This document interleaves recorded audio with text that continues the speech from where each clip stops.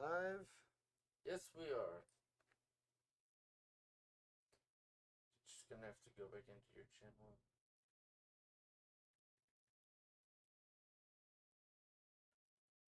It'll show. Yeah, see, there we are. No, this is the old one. Well, then actually click on the channel.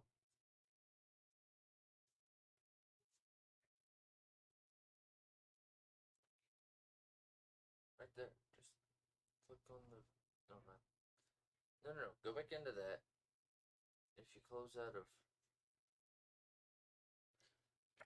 And we're live! Hey! This is Crazy Peas. I am TPAW. I'm Karnage. And as far as this goes, got a couple things we're going to talk about. And this time I didn't awkwardly pause. We're going to be talking about Good Omens, and we're going to be talking about What If. And basically what that means is that... sorry, I had to turn down the volume on my phone so it didn't pick up. Because you hear double. You hear double, hey!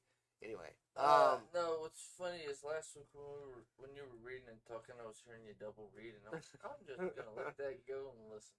Yeah. But, so as far as this goes, we watched the finale of Good Omens. Again. Tonight, again. Fun. Just because, because we can. And we watched to talk about it, make sure we didn't miss anything. Yeah, and then there's What If, which we watched that last night. And that was fun. A couple good topics to talk about. Because you got to go home at 2? So, figure an hour. Yeah, so it's going to be kind of a short episode, guys. Kind of a shorter episode. We were trying to get here sooner. We even left the gym a little sooner, but it took a minute to get everything done. So, it's all good. Yeah. So shit happens. That's life. Yep. That's why we're figuring we're gonna try and. So let's get into it. As far as Good Omens go, replayability wise, what do you think of the finale? I could watch it like 5 or 6 times. It's I like the way that they went at the very beginning of the episode, them showing them being grabbed. Yeah. And then rewind time to actually what happened at the end of the world that didn't apparently happen. Yes. And I like that part because it's like, hey, we actually saved the world. And Crowley and Amenadel and the whole thing where they're like, did I say the name wrong? You said Amenadel from fucking Lucifer. My brain. Yeah. The angel and the demon. I'll just go that. Yeah. Keep it easy. The guy with the white hair. Yeah, him. I recognize the face. I never remember his fucking name. No, I'll be completely honest. There, it's like I know that jackass. Where do I know him from? But I mean, I'm. That's the way my brain works. I know the people's faces. I don't remember the name. Like the chick who went, "Hey," at the gym to me, and she's like, "Yeah, you come to Tuesday with the girls and we're going to the gym." I'm like, "Yeah, do you remember where you know me from?" I'm like, "I recognize your face. I don't know where." Yo. And she's like, "From da da da da," and I'm like, "Oh yeah, I was just there yesterday." Yeah, it was funny. You were doing the lat pull down, crunch machine. The crunch machine, and you were it's doing basically a machine that makes you do this repeatedly, and you can just add as much weight. Bars, that way, and you go all the way down. Get a workout in. And it's not just doing this. We've managed to do 185 too. Oh yeah, we maxed that son of a bitch out and did 50 of those freaking. What was that? Wednesday? Yeah. Tuesday or Wednesday this week. Yes, we did. Fun. Yeah, it was funny. So I'm like, all right, you know what? We keep doing 165. Let's see if we can do 185. Oh shit, this is hard, but I can feel my fucking six pack. Okay, no, I was sitting there. I did the whole, full on set. There was 4 sets of 50 that we did. One of the days, in fact, we did 5 sets of 50 that one day. It was 350 different ones, and yeah, that was just for fun though. Yeah, but the other one was just a full set of 100, no break at all. And I remember going through them, and I got to 100, and I was just like, "Fuck it!" And I did 10 more, and I was like, "Whatever." And so we get into that point where we're able to do that many, Well, I do. I'm like, all right, let's see what Thomas says, because you always Oh, Either. excuse my yawn. You always tell me, oh, I did this many reps. I'm like, okay. No, I like that you're like, look at what I did. Yep. I like that because me being the one that like started bringing you to the gym and trying to make it fun for you, and you're like getting into it, and the way you're getting into it, I'm like, all right, no, this is fun. Yeah, yeah. What you say? Yep. It's like flex. It's like, Oh, on my camera would be this one. yeah. Well, that's the arm on both cameras. We're like, this has become a gun show all of a sudden. It's like, Hey, look, we have 5 more viewers. All right. oh, yeah. Just keep flexing, they'll show up. Yeah, 3 a.m. It's like fucking, like, we look at the crowd, it's like 5,000 people, and we're just like, how'd that happen? We flex, keep flexing. No, that's where it's like, okay, camera, camera. Brain fart. Okay, Thomas, you're the camera guy. Video me working out, and then I'll video you working out, and we'll do that. You know what? We'll do that Wednesday. Yeah. For shits and giggles. Yeah, you're gonna go to the gym, you're gonna turn on the Twitch stream again, you're gonna try it again? Because I did a tester, and it's actually on Twitch. It actually loaded. Okay. I'm like, okay, guys, this is just a tester. I'm just testing the camera and shit, and it worked perfectly. So I'm like, y'all will get one later. And I am promising you will enjoy it. Watching Us us being sweaty balls. Oh, fuck! It's my workout. Look how much I work out. Freaking a freaking pool of sweat underneath us. Yes, look, my workout. It's on the floor. Yeah, I promise you guys, like, after I get done sweating my balls off, and, like, I get through, like, an entire, just a set, like, four sets, how half the time it's through the second set. Like, I get through the second set, and it looks like I took a shower. Like, it looks like I took a shower. And, like, I take, like, 4 fucking towels, and sometimes people give me a second glass, they're like, why are they grabbing that many? And then, like, they watch as I just do this, and just wipe it all the way off my cranium, and they're just like going, holy fuck, yeah, he needed it. And I fucking hold it. It's like I took a spray bottle to it off, you go from shiny scalp, because you like to keep your head trimmed real low or shaved. Yeah. And then when you do that, it's dry scalp, and they're like, oh. Yeah. Okay, that makes sense. and then watching, it's like my shirt just progressively throughout the night gets more and more drenched, and it looks like I took a bath. Like, it looks like I took a shower or bath. We have somebody who dropped the meme. Oh. It's like a flex meme? I don't know. It looks... I can't even see the picture real well.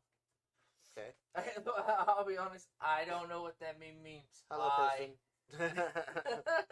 But, like, yeah, as far as Good Omens goes, like, so I didn't get to talk to you about what I thought about the finale the last time, because I hadn't seen it yet, but then I watched it, like, that night. It's kind of funny. And, of course. And then I watched it again, again. But, yeah, like, well, we watched it again tonight, so yeah. we cover. So what was your thoughts on it? Honestly, it's one of the best finales that are, like, you're expecting it to be, and the way that the expectation is right now is it's the series finale. Yeah. Because Gaiman doesn't plan on revisiting it. They've asked him about it. But I mean, they've also left it open as shit. Oh yeah, no, it's beyond open. It's like fucking front doors open. They forgot to lock it. But like, basically, I would have to say that it's one of the best finales I've seen in a while, and that's saying something because normally finales are either extremely disappointing to me, or they leave me wondering what the fuck were they thinking when they wrote this. But this finale is it's funny because Lucifer does show up at the end, which is what we were talking about before. Was that you were like, oh, I don't know if he's going to show up at all for the season at all, and he's probably going to be the voice of the radio. 4 or 5 episodes in, and you kept saying he's not going to show up, and I was like, oh, that's kind of weird and dumb. And so they finally have him show up. Because of the way the comedy was being read, I'm like, that doesn't sound like something they do. But it's like, and so that way his channel on YouTube, which we're live streaming also on, is TPAW's Playground. TPAW's Playground. So if y'all are having too many issues with the Twitch, I haven't exactly been adamant about uploading content recently, mostly because we life streams and Saturdays. Yes, we do that one show, but I have told the audience and the viewers over and over again that I was going to be trying to do more movie reviews, trying to do more just content in general, in which we do game streams and things like that. But the we've tried last couple months, the last couple, it's frozen on us on Yeah. my laptop and yours because it does this. yeah, life is And life I hate has the happened. that it Yeah. does, and I'm like, why you stupid? No, that's where I need to just get a I'm going to get because I just gotta save up the money. Yeah, It might not be for like 2 or 3 months or maybe 4 months, but I gotta get a capture card, and then I'll just bring my I'll start bringing my computer again. yeah, I'll plug it up right here. I have my mini monitor sitting on top of it, but I'll have it going into the capture card into the mini monitor so I can actually watch it. But then I'll be having it go over to the laptop to broadcast, yeah, or using the camera, and having it go to the monitor, and then to my computer because my computer's got 28 gigs of RAM, yeah, so it live streams easier. And I know at my home, at my internet at home, it might be a little bit slower, but it's also a little bit faster on the upload. I mean the download. Well, it would be upload to the website. yeah, So I know if I use that to like play my games, I could use that for my game part of the streaming in my actual computer for running everything else. So I still use this. I'll just have to route it through my tower to stream, which is what I was thinking to bring my tower over here. Start bringing it over again to just do that maybe on Saturdays. yeah. But you I don't brought have your a tower. capture card. You brought your tower and you brought all that other shit, so we had to go to your place to do it. And then like fucking everybody over there was just like not the kids, but like everybody else was just super awkward about it. And I was just like, oh, what the fuck? Do they not know what they're doing and shit? And like she was just Teresa was just like, I don't give a shit, whatever, So it's just Get like the fuck out of my house. yeah, like that's her attitude. It was like Nephi and I went in there and it was a weird experience. But like yeah, so as far as Good Omens goes, I would say that It's rewatchable.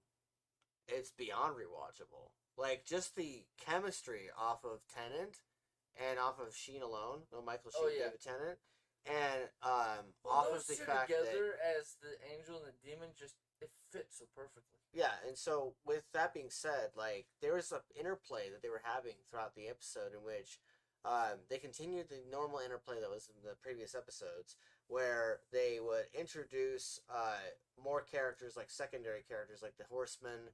They had like soldiers trying to defend the base that they were going to. Yeah. And they had the Antichrist himself go, and he's just a normal kid. And that was the funny thing about the show, is that it was almost like it was a comedy off of the idea of what an apocalypse is, and with the angels and demons and shit. And it was But like the angels and demons were dead set on having an apocalypse, and the Antichrist is just like the bigger ball. yeah, and he's just like the boy. He was just all like going, I don't want to do that. Like it's hard enough. He's like, it's hard enough keeping track of what my three friends want to do and keep them from being bored. Why the hell would I want to watch over an entire world? and he, too much. yeah, I'm just a kid. and he'd be like, and remember how before we talked about how Hellhound was made to be a simple basic dog, and what I liked about that part was that the not pestilence but pollution. Pestilence had retired. Pollution. It's funny. Pestilence retired because they found the cure to they found EpiPens and shit like that for people that have what am I trying to think of? Diabetes and shit. Yes, there was a cure for something. Penicillin was created. That's what it was. Penicillin was created, so pestilence retired. So pollution is the horseman in their stead.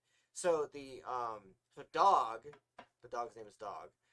The dog and that's what I love, the simplicity of it. And then Adam are confronting pollution, and his friends are confronting pollution.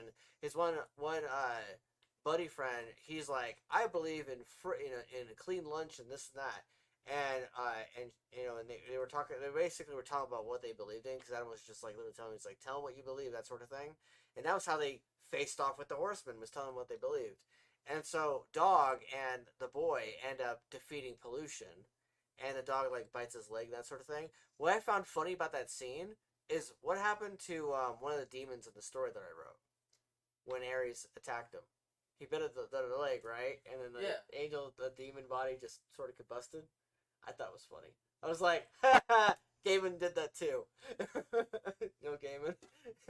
Either he did that in the book or they did it for the show. But either way, it happened, and I was just like watching that, and I'm like, I'm not the only one now. Okay, I see that. I was like, it counts. It's like, It haha, fucking- not just me, bitch. I was See, like- everybody sees that. I was like, it fucking counts. But like, basically, this episode was really brilliantly written because it was like Oh yeah. an interplay of like what you're expecting to happen versus what will actually happen, and like it's like a comedy of the typical expectations of the event.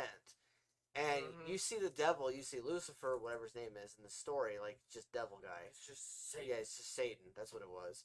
They just call him Satan, and he shows up for like a minute, and If like that, and yeah. like Adam is just like rejecting him and telling him like, dads don't just show up when you're 11 years old. They're actually there for the entire thing. And he like was giving like he was basically, dad-splaining him and telling him how dad is and everything. And so he essentially was rejecting the dad. And so the exact same thing that happened in the first episode where he claims the dog and calls him dog and shit. He Yeah. did the same thing at the end where he To his claimed, dad. Oh, where yeah, he claims most the dad. definitely. And he's like, he lays this claim because that's the commentary and that's the abilities that he has, is that he can just make things happen because he thinks of them and believes them. And so he literally tells Satan, "You're not my dad. I have a dad." And Satan's like, "What do you mean? Come here." Like, Satan's got that idea of like, I'm Satan. I can do whatever I want. And you're a rebellious child. And so, Adam's just like, fuck you. You weren't here. You haven't been around. So Hey, watch the language. We don't need you getting. Not like I give a crap. So- Twitch doesn't give two shits about my channel because it's a shit and like channel. and like Adam Nobody follows. Adam literally like was Except like, for like maybe 5 or 6 people. Adam literally was like, your daddy dropout is essentially what he called him in the story. And so Uh-huh. and so Satan gets destroyed or gets defeated because Adam doesn't choose him as a dad, which I found that very clever and interesting. Because normally in any show, The viewpoint. yeah, and normally in any show, Lucifer has to be destroyed by a sword or by some blade or by some ritual or whatever. No, in this it's about belief. In this one, if you don't believe in him as your dad, or you don't believe he has power over you, then it's defeated. The fact that the kid has the power. Yeah, His unique power as being the Antichrist is, I can change reality into whatever the fuck I want. yeah, and that's what I'm talking about though. Is that his interesting ability has to do with belief. Oh yeah. Is that if he believes it, then it's true, and if he doesn't believe it, then it's not true. And I found that to be a very interesting interpretation and take on the Antichrist, because normally Antichrist is handled as like this horrific character, and they're considered the villain or the bad guy or whatever. Well, that's like and Adam's just Adam. What's the name of the movie? Keanu Reeves movie. Constantine. Yes, thank you. Had a brain fart. Is it like the same way? Because I don't remember watching that movie. Oh, no. At the end, when his son, the supposed Antichrist, who's been living in hell because he's an actual demon who got raised in hell, Oh, okay. sort of thing, tries to come to the human world, and they explain kind of crappy, but they still explain how, oh no, the Bible you have, that's the short version. The one in hell has more chapters with the bad guys. Now let's talk about Crowley, which was originally Crawley at the very beginning. Crowley and Aziraphale. They are an interesting couple of dudes, because in this finale, when they confront before the Satan even shows up, they're trying to figure out what to do because Satan has been told about the fact that the boy is like rebelling and shit. And so, Yeah, because seconds before whoever Satan the shows up, supposed head demon is went and told. yeah, it's Beelzebub, and then it was Gabriel, and like because Michael's the one who was delivering the holy water, and so Yeah, 'cause Michael's a bitch. so Gabriel. Well, I mean, look at who they had to play Michael. It was a chick pretending to be a dude. It was just a chick, and they just happened to have the name Michael because that was the best of what they had. Oh no! The way I see it, it's the whole German thing. It's Michael. You mean it's Michelle? Well, no, because I mean the German, it's spelled Michael, but it's a chick name. Yeah. For Michelle. And for me, because they had it as a chick, oh, so it's mispronunciation. It's not Michael, it's Michelle. Well, they didn't Because think about it. The show. No. But because they're using the English translation. Think about it. Where does most of the scriptures come from? Arabic. The Bible. Yeah, but I'm saying the region is Arabic and Iraq and Iran. They kind of do the same thing where it's not Michael, it's Michelle.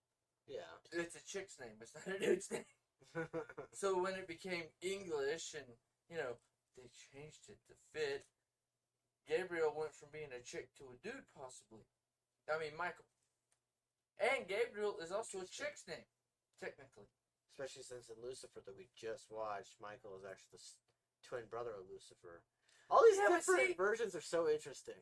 But see, that's how the Lucifer show explained it, because it's like, no, this is the reason, we're going to explain it this way, and this is why Michael and Lucifer are always fighting. Because Michael doesn't feel loved because he's the twin brother who didn't get all the attention. Lucifer got all the attention because he was the bad kid, or the one who always did shit to get daddy's attention. Meanwhile, in Supernatural, Michael is trapped in M's body in hell in a cage for the grand summation of the show. For like 90% of it, dude. Minus the alternate universe Michael from like season 14 or 13 or whatever. Whatever. I know what you mean. Michael is fucking trapped with Adam in hell. Yeah, even though Lucifer and fucking Sam got out, it's like, nigga, bitch, what the fuck? And they're like, yeah, we should probably deal with Adam this season. They finally have that confrontation. Anyway, yeah.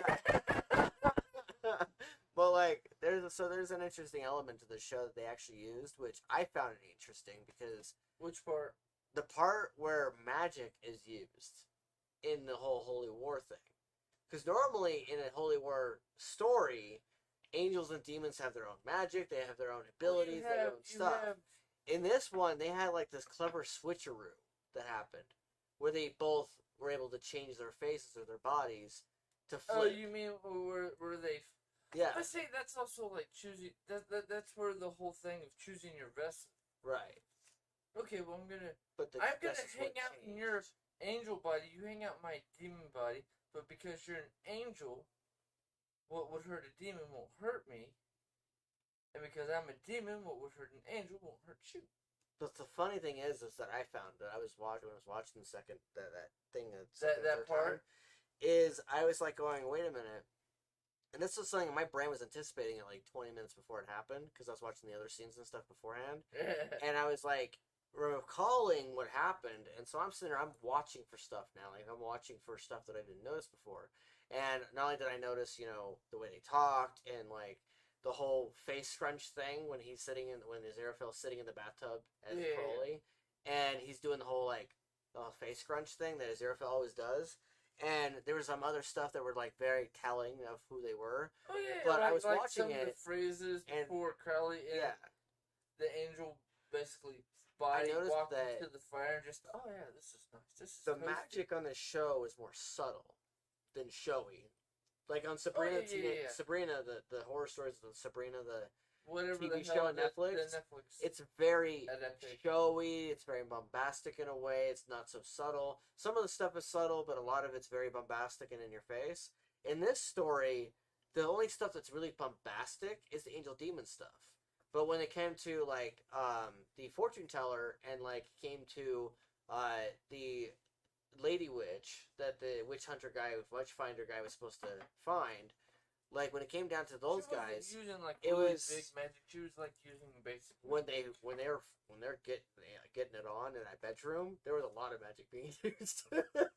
That had nothing to do with them though. Some of it was just the natural disaster around them, and some of that was the actual like magic, and along with the other shit, and like of course, because they were playing over the voiceover of the lady who was her ancestor.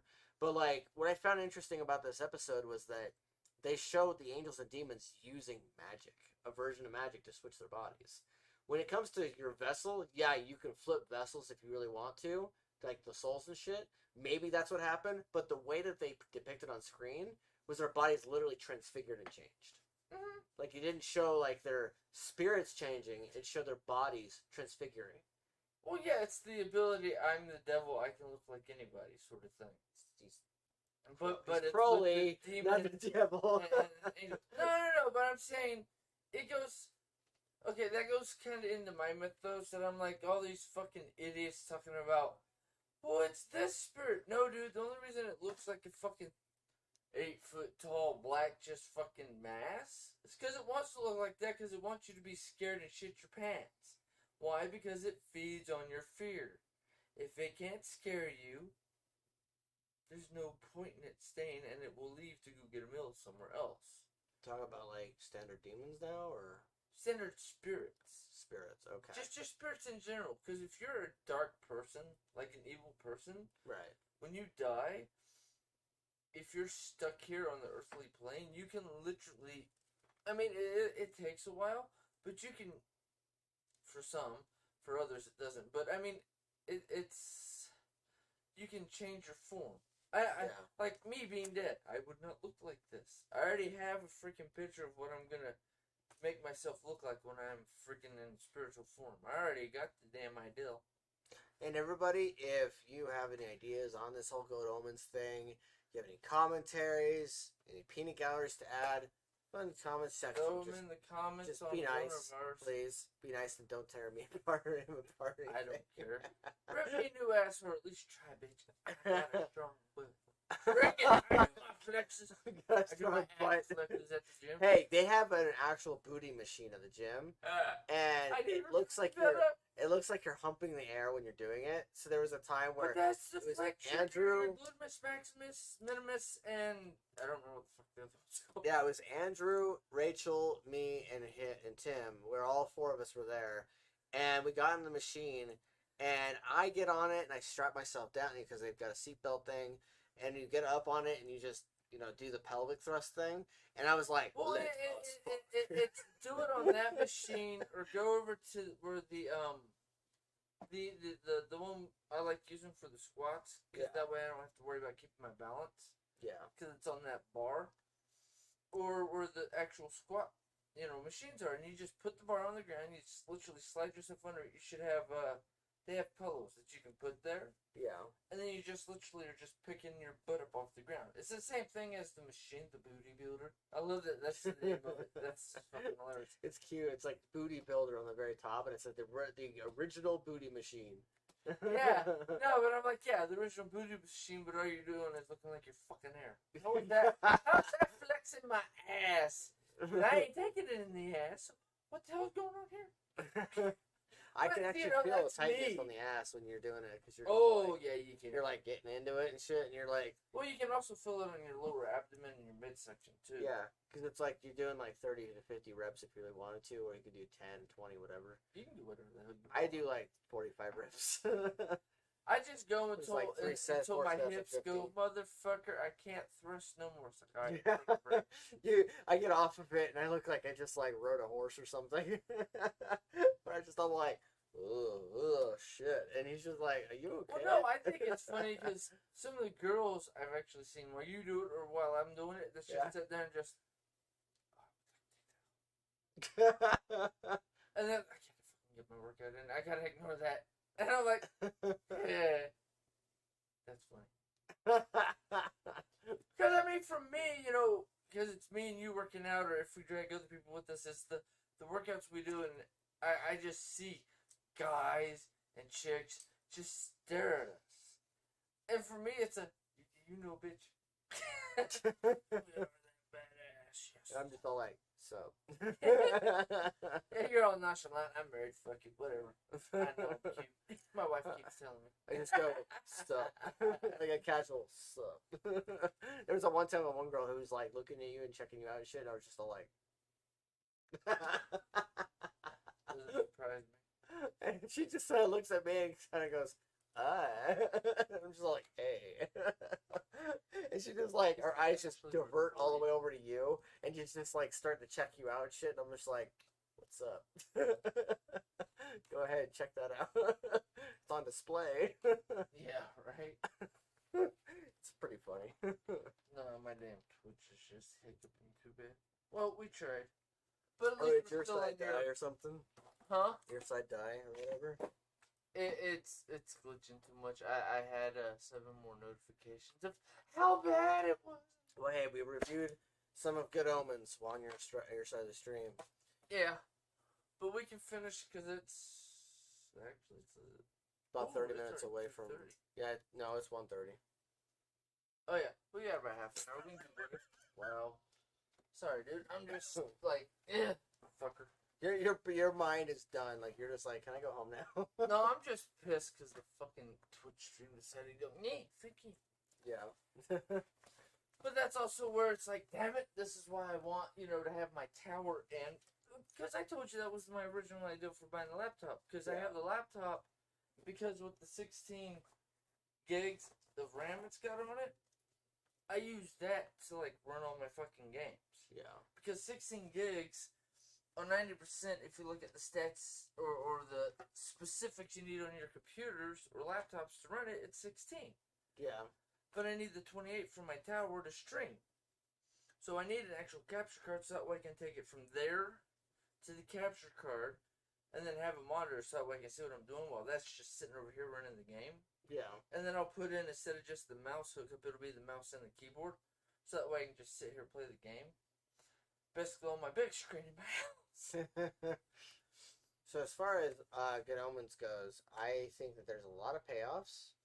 I think that I think everybody should watch it if you the way the final battle plays out is not the way you typically expect, and I actually think that's a really good thing. Well, that's not with angels and demons. Yeah, like that's the all credit going towards the brilliance of Gaiman. The writing. I can't say it's Pratchett because Pratchett was dead at this point, but but I can say that Gaiman, his brilliance shone through, and if he was trying to pay homage to Pratchett with some of the writing, which, if you're looking and you know about the relationship, I don't know it that well, but if you do, then you probably see it.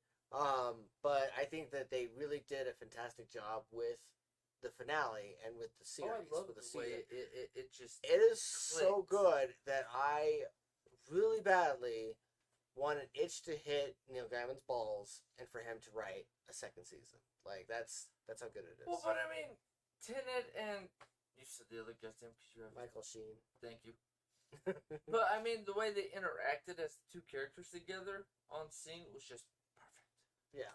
The reason why I bring up Gaiman is he's the author of the original novel along with Terry Pratchett, but he also is the showrunner for this season. And he did a lot of, there's, directing credits from him, there's consulting credits, and then writing credits. So he did a lot of influence on the show along with other showing people. you that whenever the show starts and you sit there and you look to see who's... Well, I watched the opening, and I haven't skipped the opening whatsoever, like the opening theme song. You love the intros. Yeah, because it's fun. Like, I get bored with it after, 2 or 3 episodes. Okay, you're just repeating. Unless I see something, new, and then I'm like, ooh. I literally watched the beginning, the opening of Sabrina, just because, and it was 4 a.m, and I should have been in bed. In fact, I was in bed. I just wasn't asleep, and I watched the opening Sabrina twice because it's got a nice opening, the whole the credits. You want to know the funny part though? We watched What If last night, right? Yeah. That was the next thing. That's the next. Oh, that's why I'm throwing it straight into it. Shut up. I'm doing it my way. But yeah. Funny part was, I watched it here with you, because I'm like, I don't know if I've watched this movie. And then we got 5 minutes in, I'm like, oh, I've watched this movie, I like this movie. I remember, yeah. And then, no. As soon as I got home after we watched it last night, and I went home and went to bed, I literally put in my earphone, because I don't need to watch it, see it, I just want to listen to it. I literally went into my Prime profile. Yep. Found it because I've previously watched it. Hit play from the beginning. Set my phone up. Connected to the charger on the arm. Laid down. Passed out to it playing in my ear. Nice. I did that with Queen of the Dam 2 nights ago. This is what I love to do with movies and certain TV shows. If I've already watched it, I just like listening to the TV show. It's like listening to a book to me. It's just, okay, listen to the story, crash out. It's not exactly an accurate count because it's just me guesstimating, But I believe in this movie, Daniel Radcliffe has more lines in this movie alone than he ever had in the entire Harry Potter series. Yes. Yes, I was watching. No. I can say yes to that. On one thing only. You want to know what that one thing is? What? The whole movie is him talking to her, pretending to be just her friend when he has a crush on her. Well, that's like not 90% of the movie is just him talking to her. Yeah, no, that's the thing though. It's just like the first scene that they have. He had more dialogue in the first scene alone than he had in the entire first Harry Potter movie. Like I rewatched Sorcerer's Stone on Thursday. See, I rewatched it. You're a weirdo. I'm like doing that sort of shit. Whatever. I rewatched it and I love you. And I got like 2 hours into it, and I was like, I sat back like this, and Amber's like, "You okay?" And in fact, she didn't even ask me. She just was like, looked at me weird, and then I looked at her, and then she looked at me awkwardly while she was watching YouTube. Then I looked at her, and she's like, "What, babe? What are you gonna say?" And I'm like, "Harry doesn't say anything in this movie." And she's like, Which one?" And I'm like, "Harry Potter 1." And she's like, "He was 11." And I'm all like, "That doesn't mean shit. Have you seen Game of Thrones?" My girl had like a lot of fucking dialogue, but like I was sitting, and I was watching. That character, yeah, she just wouldn't shut the fuck up. I was watching the first one, and I was like, he says, "I don't know, sir." He says, "I don't know." He says, "Oh, Hagrid, how did that happen?" Oh, and he's basically trying to get, his whole point of his character is to like ask people questions. He's a fish out of water, but he doesn't have anything to figure out like, the wizarding but world. That's the entire fucking movie is him asking questions and shit. So most of his dialogue is questions. But like the first 2 or 3 movies trying to figure out. It's like he literally like doesn't say much, yeah. And then like the most he says is in Harry Potter 5 when he's pissed off at Umbridge, and then he's just like, "Fuck you." But like and like 7 part 1, he doesn't say anything because they're on the road; they're just running around. And then part 2, he says a little bit here and there. The most he actually talked was the Goblet of Fire. Slughorn scenes, where like he had to manipulate Slughorn into giving him a memory. Well, not just that, just because he had to do all the research, and he's always talking to Ron and Hermione about all this shit. He had a fuck ton of things to say in the book. Yeah, but I mean, he says a lot because he's talking to everybody. I mean, they don't show all of it, which they probably could have cut it in more.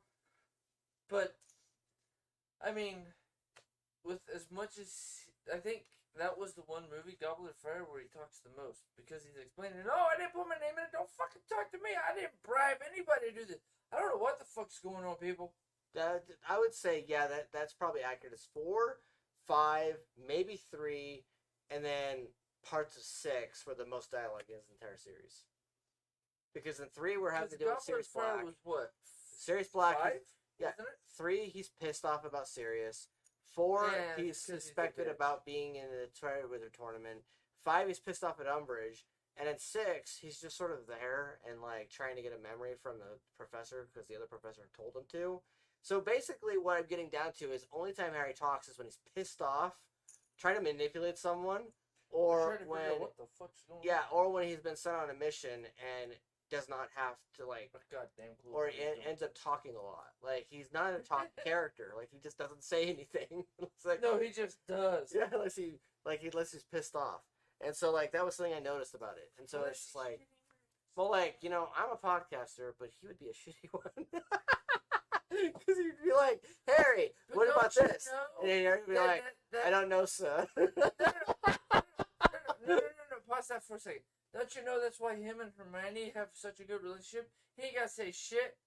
She talks forever. Yeah, she has all the dialogue, like over half the time, because they'll ask her one question and then she gets like an entire page of explanations. Like J.K. Rowling, when she was writing this, she was just like, Hermione will say all the things. Ron will say, "Bloody hell, Hermione." Harry will say, "I don't know, sir." And Hermione will just be like, "Matt explained everything." No, the funny part is she is the most talented, not wizard born. Yeah. But the most talented wizard born is fucking Harry's love of his life, fucking Ginny. Yeah, it's in the books. In the movies, like 5 covered that.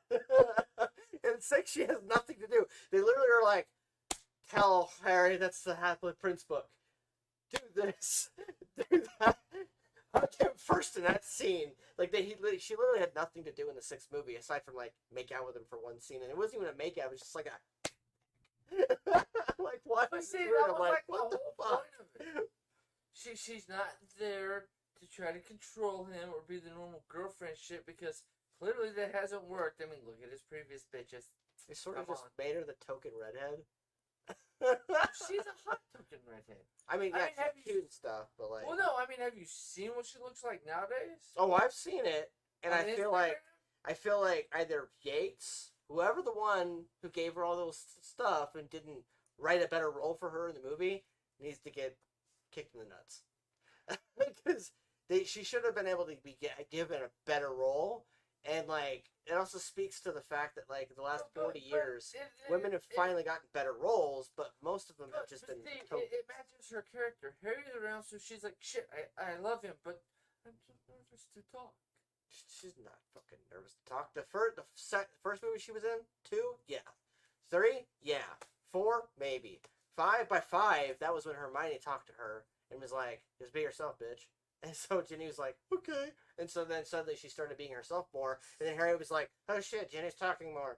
And then like by the time 6 happens, he's like, she's hot.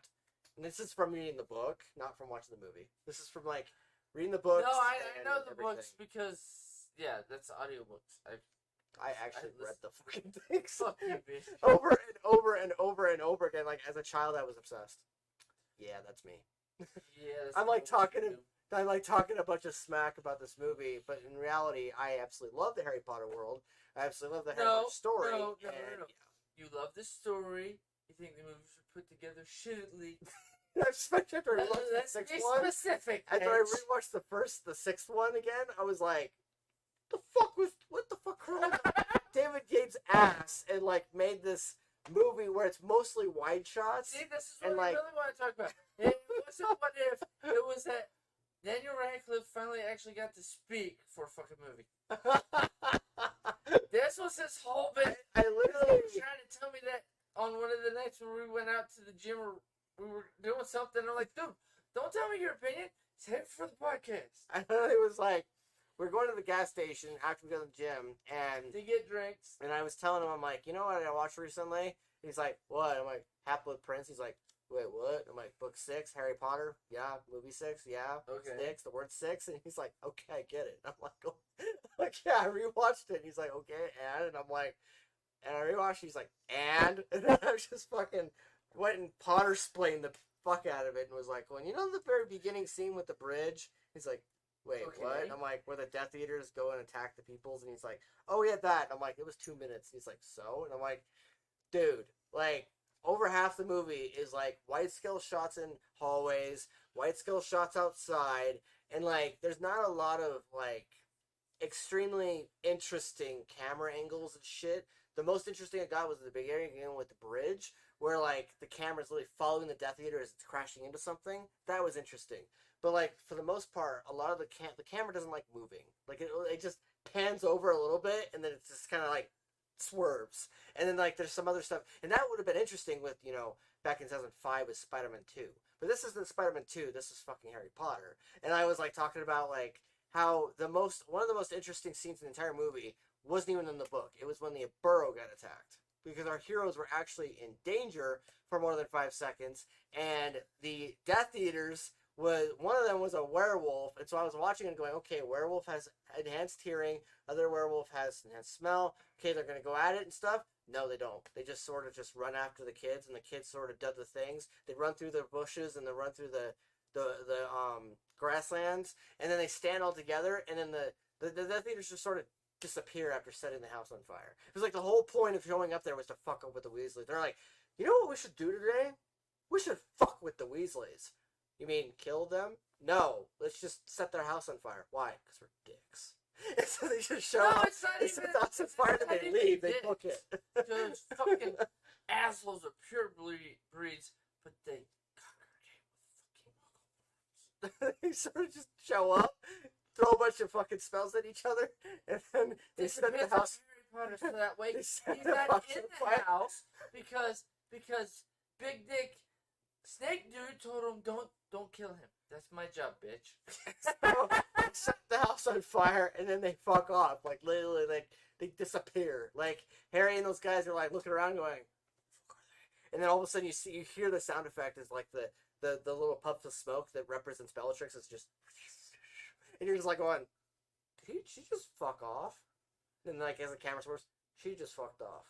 And then you go up, and then you see, like, Molly standing there like this. She's like, oh, house on fire. And everybody's watching their child and the house is burning. And then the next scene is literally the camera cuts away and goes right back to Hogwarts. And suddenly we're watching Ron talk to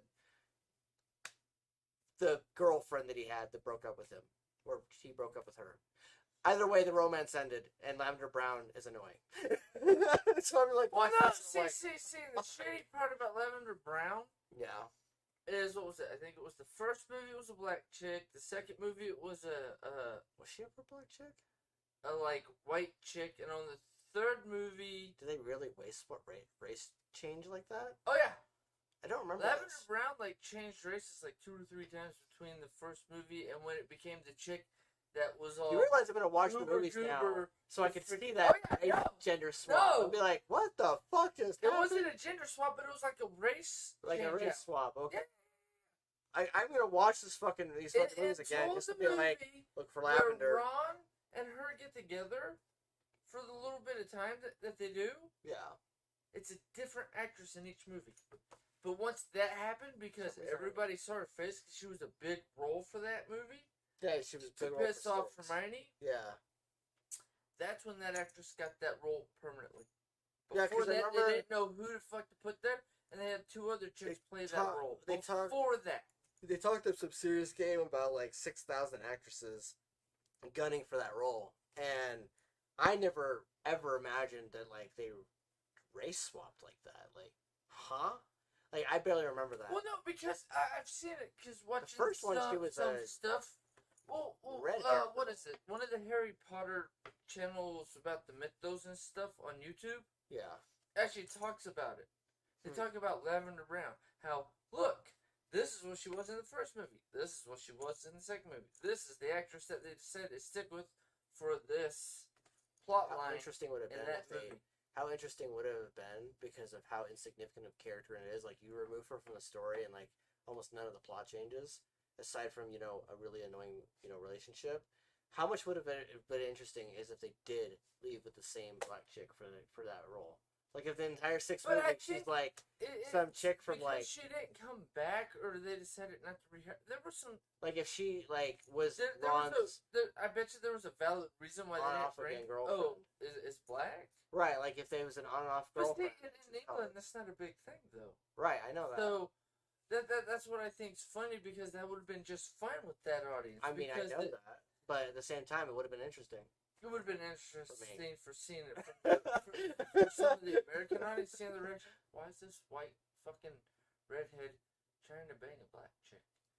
Hey, look, we just made a new porn. It'd be interesting because it'd be like biracial, right? Like, let's say they don't end up breaking up, and let's say like we fast forward to 17 years later, and Hermione ends up with someone else. Let's say like she shows up and it's like some black dude or black kid with red hair. That'd be super awesome, right? Like waves away and goes, Wingardium Leviosa. I just sit there and go, so that's how you just said it, right? Interesting. I mean, because you've got Dean Thomas, you've got like a few other characters like him that are colored. You have Dumbledore's buddy, who later on becomes the Minister for Magic. For some reason, I've always remembered his name until now. But you're having a brain fart. Yeah, trying to remember it. But he's you know one of the people that are colored, and there's not a lot of people in the world that are colored in this the whole story. And then now in the play they were like Hermione can be anything, and so she's in the play she's an African American woman, and I was just like, okay, well what if you make Lavender Brown that? Well, no, I mean, you brought it up, and I'm like, don't you know Lavender Brown was black in 2 of the movies? Wait, what? It was different actresses, but the character was black. I was like, just stay. Wait, what the fuck happened? I love how I just blew your mind on just some stupid fact. I was like, what? I was like, what? what the fuck? I'm gonna have to watch for this now because I just ruined his Harry Potter hood. No, you didn't. You just made it interesting. You made me go, what? Really? That bitch decided she wanted to be white. And she figured out the spell. I mean, there's transfiguration. There's like all sorts of things. I think transfiguration would work the best. But then it would have to be a spell that lasts But no, but here's the funny part too. The other two actresses that were black that played her in the first two movies were taller than the one who played her that fell in love with Ron. That's the funny part. She's like fucking 6 inches shorter than the other two. It's like what if like Ron's like super tall and then like she fucking shows up, Lavender Brown shows up and she's like 6'5" or whatever. Whole head taller than her, and it's like you're tall. It'd be like Ron's my height, and she's supposed to be your height or shorter, right? Right. Yeah, whole head shorter. But the funny part is, with the black chicks, with as tall as they were to him in the first couple movies, they'd be like to here instead of like to here. That's like the difference in height. That's the height difference. Yeah. We need to take an entire episode and just dedicate it to Harry Potter, just because. Okay, in 2 weeks. 2 weeks. Just like fucking, it's like watch the entire fucking film series. It's on HBO. Like a lot of fucking film series. It's not even that, dude. I mean, fuck, I have all the movies at home, but not even that. I mean, hang on a second, let me pull it up. Fuck, get on my phone. Excuse me. Let's see, I got Deathly Hallows, Half-Blood, Prince, and where's the other one? Where's the other Harry Potter heads? What'd be funny is that the kid, Lavender Brown and Ron's kid, this is an alternate universe Harry Potter, shows up, and then fucking, he's like, you know, flaming red hair and everything, so he stands out and everything, and Hermione shows up, and he's like, Great Leviosa, and she's like, it's Leviosa, not Leviosa. Okay, let me hop into this one. It's like, fucking... This one. Harkens back to the first movie. Oh, Tales of I have the Bar. audio. Yeah, I have the audiobook to it. I've actually listened to it. Have you read it? The Tales of Bill Bart, yeah. I like. I read it like years ago. I have like 3 copies of it. Okay, I didn't know if you'd read that one. But I mean, I like the way that they did it in the audiobook, the way it comes through, because it's perfect. Footnotes are interesting. Now, hell yeah! Now, they said that they were going to be trying to turn it into a movie one day, and I don't know how I feel about that. It into a series where it's like a Hermione series of reading it to Ron and her kids like an that animation. they show in the movies. Well, not even animation. I mean, you could get the actors because with you could older have they are. The one time fucking Radcliffe reprises his role as Potter as he shows up and fucking Hermione's reading to the kids, and Harry's just in the background, and they're like, Daniel, all you have to do is just sit there and say like funny commentary. You mean you don't have to say shit. Just sit there. Just and be listen like to the story. Because you're learning it just like the kids, because you didn't grow up with these stories. So just be like you were in What If. You mean make snarky commentary about romance? Yes, do that. Go for it, motherfucker. Yep. But like, yeah, no. As far as What If goes, no, I can see would that say be like a family function because it's Ron and Ginny, and like they're all getting back together because they're still friends. Yeah. And because she has the book, and because of the way they do that with the notes, she actually reads the book. Yep. And reads Dumbledore's notes. Yeah, no, she reads like everything, like literally, like because that's Hermione. Half her dialogue is telling the audience what's going on and where they're going, and like how they're doing it, but and half of it is Ron like 3 or 4 stories, so it'd be like a miniseries. Well, no, I mean it'd literally be a miniseries because you could do 1 episode per story in the book. Yeah, like, it would work. How it'd be like 45 minutes. Bloody hell! Shut up. No, I would like to see. No, all of them because Harry gets the house that was Black's. Yeah. That's where they all go for the freaking family reunions and shit because it's clearly a big enough fucking house. Yeah. But like, as far as What If goes, what do you think about What If, the movie?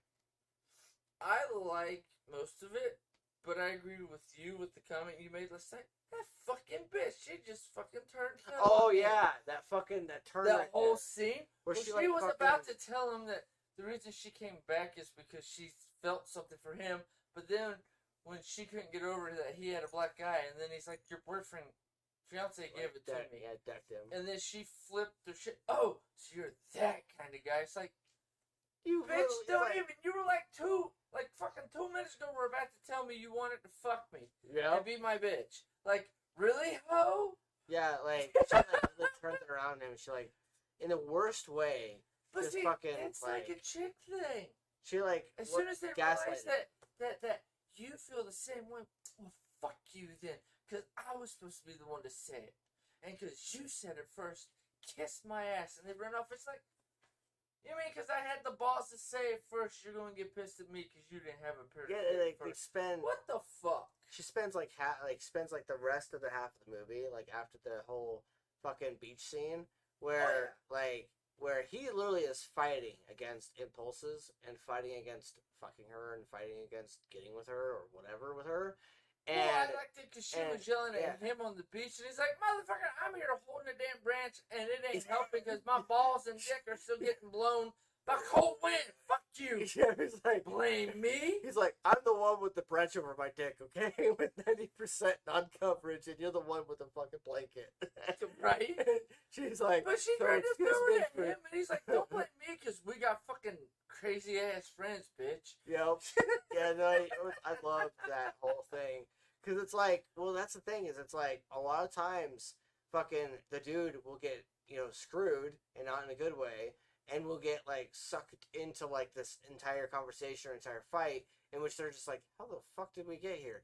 And the whole time, the chick is just gaslighting him, and fucking being an asshole because they can't even face their own fear or the chick does. Yeah. What they've been taught to do as females. Yeah. It's always the dick's fault. Yep. Don't blame me because your daddy was an asshole. I'm not an asshole like your daddy. I'm an asshole like me, and that's completely different because I love you, you stupid cunt. Quit acting like a bitch. There's my straight English for you. But like, I'm sorry, it's true. Because how often do guys get blamed for fucking everything? Yeah, they do get blamed. We get blamed for a lot of things. Men, we get blamed for everything. Why? Because we have a penis and we think with our balls. Well, if you fucked me more, I wouldn't have enough juice in my balls to think with. Bitch. Well, no, there's my validation for men thinking with their balls. Well, if you kept them empty, they wouldn't fucking be thinking with them, would they, bitch? Although I have to say, Adam Driver in this movie, even as a supporting role, was just... Oh, the bestie? Yeah, like, he was one of the best things that happened in the movie. I love... He didn't have to carry him and it was just funny. The chick that became his wife. Yeah. I love that whole relationship. And it's like, dude, you fucked her while she had a boyfriend. She's a cheater. When he's like getting drunk, she ran off and she don't know why she's so emotional. And then they find out she's... Yep. That's why she's an emotional cunt. Yep. It's like, welcome to hell, asshole. It's like, it's nacho day. You're not gonna ruin my high. And then he's just like talking about, getting with his cousin, how he's not wanting to get with a cousin and everything, and they're going back and forth, and he's just like, you fucked the nacho high. You killed my nacho high, and I hate you. But I mean, you couldn't have picked a better actor to play that role, because everybody's so used to seeing him as Kylo, and when they see him as that goofy ass friend, because of his facial features and the way he expresses himself, yep. I mean, it's just spot on. I love the whole thing and the way he portrays that character. It's like, you picked the perfect actor for that. Yeah, no, I really enjoyed What If, and I feel like it's one of the better movies in Dan Radcliffe's resume, along with Kyle Ren. And the reason why I even got excited in the first place, seeing that Adam Driver is going to be playing Kylo in the new trilogy, was because of this fucking movie. Like, I watched this movie way before Force Awakens came out. I was like, watching this, and I'm like, see, that's funny. Holy shit. I didn't watch the movie before Star Wars, because I didn't have anything to watch. I didn't know it was a movie that was out. And then I'm like, excuse me. And then I saw it, and I'm like, okay, that's the one movie that everybody's always talking about. Because people were talking about, what the fucking movie are you talking about? I can't find it on any of my services. Yeah. And then when I said, fuck it, I'm just going to sign it for Prime. And then I saw it was on Prime. I'm like, okay, now I have to watch this. So the summary of this movie, because we sort of jumped into it and then didn't explain anything, so you guys are hearing everything out of context. Well, you ran off on Harry Potter tangent. Is he goes to a party? He ends up meeting his best friend's his party. best friend's party. His best friend's cousin is at said party. He is at said party, and they sort of like click hard, and they talk a lot and stuff. And at the end they've of the talked night, to each other a couple of times, but in the past. But this is the first time they've really truly clicked and everything. And so what it ensues is this long-standing like back and forth over half the movie in which he doesn't want to get with her. It's a bullshit relationship. Yeah, it's friendship like a relationship. Yeah, it's like a comedy friendship relationship where he's constantly talking smack about romance and marriage and love and shit because of what he dealt with in his past, and she is laughing at all the jokes and making commentary with him. And so they have like this friendship that's like not a fuck buddy ship or a lovey ship until like near the end of the movie. And so but it was always there. Yeah, and so and everybody saw that she liked it. I mean, if you watch the movie, you see it almost instantly because at the end of the night where they first meet, she does the thing that if a chick does usually means she likes you. Yeah, usually. Here's my number. Yeah, and it's like a piece of paper with a drawing on it. Oh, wait, my boyfriend's going to be worried about me because I'm home late. Wait, you live with your boyfriend? Yep. It's like, the fuck? And then he does what every guy does at that point. Well, she just wants to be friends and my phone number. And then just like, no, it wasn't. There wasn't even a phone number on it. It was just a drawing. No. Phone number was on the other side of the paper. There was no phone number. Yeah, there was. No, there wasn't. You need to pay more closer attention. No, it was one of her sketches of herself as a cartoon character. Right. And on the other side is where she wrote her number because it was in her sketchbook. For some reason, I never saw a phone number. Either time that I've ever seen this movie. I've always thought that he just you didn't pay close enough attention to it then. No, I was paying attention. I just didn't see it. I didn't see the phone number. You need to zone in on that one because I saw the phone number. Then I thought it was funny that it was her cartoon version of herself. And I'll update you guys next week on whether or not I saw the phone number. Yeah, because it's about time we need to end it. Yeah, so thank you guys for being here. For those who were here. Yeah, this is a shorter episode. One of the shortest episodes we've ever done. Hopefully you enjoyed it. Next week we will talk more about either this movie or something else. We'll find something to talk about every week. We'll talk about this movie and I know something we can talk about. But Aragon or whatever it is. Lord of the Rings? No,